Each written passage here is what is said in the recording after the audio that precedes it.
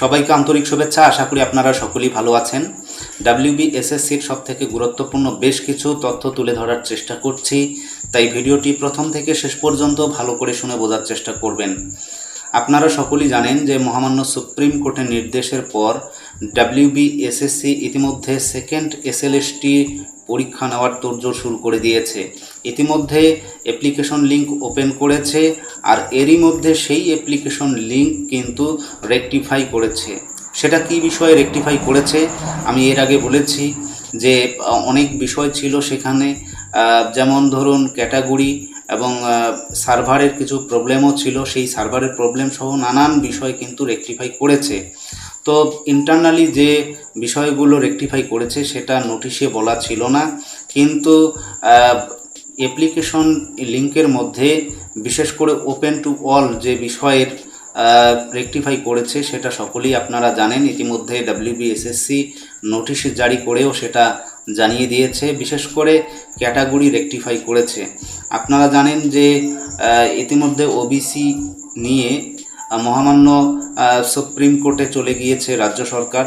তো এই যে ওবিসি মামলা, আর এই ওবিসি মামলার উপর ভিত্তি করেই ডাব্লিউবিএসএসসি প্রথম পর্যায়ে অ্যাপ্লিকেশন লিঙ্কে ওবিসি অপশন রেখেছিল, কিন্তু যেহেতু সেটা বিচারাধীন অবস্থায় রয়েছে তাই সেই অপশনটাকে কিন্তু তুলে দিয়েছে ডাব্লিউবিএসএসসি।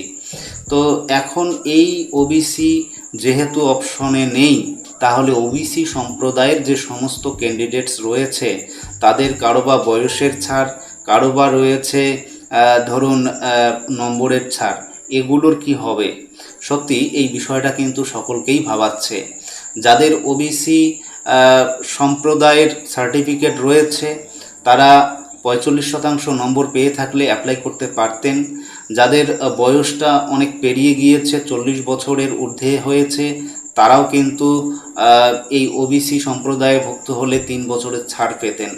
এখন এটাও কিন্তু প্রশ্নচিহ্নের মধ্যে রয়েছে, কেননা বিচারাধীন অবস্থায় যেহেতু রয়েছে, তাই এই মুহূর্তে যে সকল ক্যান্ডিডেট 50% নম্বর পেয়ে পাশ করেছেন এবং বিএড রয়েছে তারাই সম্ভবত এলিজেবল হবে, এ নিয়েও কিন্তু আমরা সংশয়ের মধ্যে রয়েছি।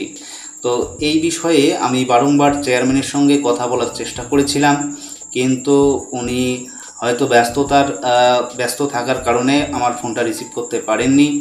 সে কারণেই বলছি, যারা ওবিসি সম্প্রদায় রয়েছেন তারা অপেক্ষা করুন আর মাত্র কয়েকটা দিন, তারপরেই কিন্তু হয়তো বা পুনরায় আবার এই লিঙ্ক রেকটিফাই হতে পারে। আর যারা ইতিমধ্যে ফর্ম ফিল আপ করেছেন বা অ্যাপ্লাই করে ফেলেছেন তারা রেকটিফাই করে নিতে পারেন এখন। তবে এই মুহূর্তে দাঁড়িয়ে আমরা যতটা ভাবছি বা যতটা অনুমান করতে পারছি, যারা ওবিসি সম্প্রদায়ভুক্ত ক্যান্ডিডেট রয়েছেন তারা কিন্তু জেনারেলের মতনই সুবিধা পাবেন এবং জেনারেলের মধ্যেই লড়াই করতে হবে।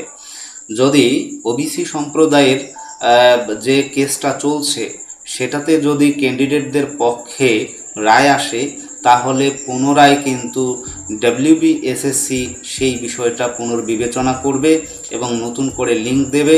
সেই লিঙ্ক অনুযায়ী কিন্তু সমস্ত কিছু ক্রাইটেরিয়া মেনে চলা হবে। অর্থাৎ ওবিসি যে হোল্ডার ক্যান্ডিডেটরা রয়েছেন, ওবিসিকে যদি প্রাধান্য দেওয়া হয়, ছাড় দেওয়া হয় এবং সংরক্ষণ করা হয়, সমস্ত সুযোগ সুবিধায় কিন্তু তখন পেয়ে যাবে।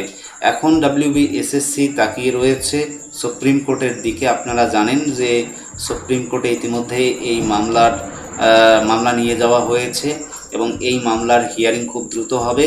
এবং আমি ইতিমধ্যে কামাল হোসেন স্যারের সঙ্গেও কথা বলেছিলাম। উনি যেহেতু এই শিক্ষা বিষয়ে অত্যন্ত ওয়াকিবহাল এবং তিনি সুস্পষ্টবাদী এবং সঠিকভাবে শিক্ষার্থীদের পরিচালনা করেন, তিনি যতটুকু বলেছিলেন যে অল্প কয়েকটা দিন অপেক্ষা করুক যে সমস্ত ওবিসি সম্প্রদায়ভুক্ত পরীক্ষার্থী রয়েছে, তারপর তারা অ্যাপ্লাই করুক।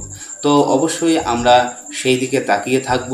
আর এই মুহূর্তে আপনারা কিন্তু যারা ওবিসি হোল্ডার রয়েছেন তারা সকলেই আপাতত জেনারেল অবস্থায় রয়েছেন। আমরা যে নোটিশটা দেখেছি, আপনারাও দেখেছেন যে সেখানে বলা রয়েছে যে মডিফাই করতে পারে আরও পরবর্তীতে এই যে অ্যাপ্লিকেশন লিঙ্ক আছে। এবং যদি ওবিসি সম্প্রদায়ের কোনো কিছু রিলেটেড কোনো অর্ডার আসে তখনই কিন্তু এই অ্যাপ্লিকেশন লিঙ্কটাকে মডিফাই করবে। তো যাই হোক, হয়তো আপনাদের এই বিষয়টা বোঝাতে পেরেছি। যারা ইতিমধ্যে অ্যাপ্লাই করতে পারেননি, যে সমস্ত ক্যান্ডিডেটসরা, এখন কিন্তু আপনারা অ্যাপ্লিকেশন লিঙ্ক ওপেন করা হয়েছে এবং খুব দ্রুত কাজ হচ্ছে, আপনারা অ্যাপ্লাই করে নিতে পারেন। যারা ওবিসি সম্প্রদায়ের রয়েছেন তাদেরকে বিশেষভাবে অনুরোধ করব, অল্প কয়েকটা দিন অপেক্ষা করুন, 4-5 দিন অপেক্ষা করুন।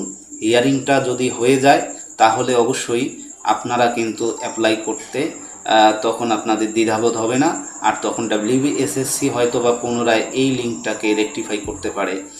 এই বিষয়টা কিন্তু কামাল হোসেন স্যার বলেছিলেন। তো অবশ্যই আমরা সেই দিকে তাকিয়ে থাকবো। তো আজকের ভিডিও এ পর্যন্ত। সকলেই ভালো থাকবেন, সুস্থ থাকবেন। ধন্যবাদ।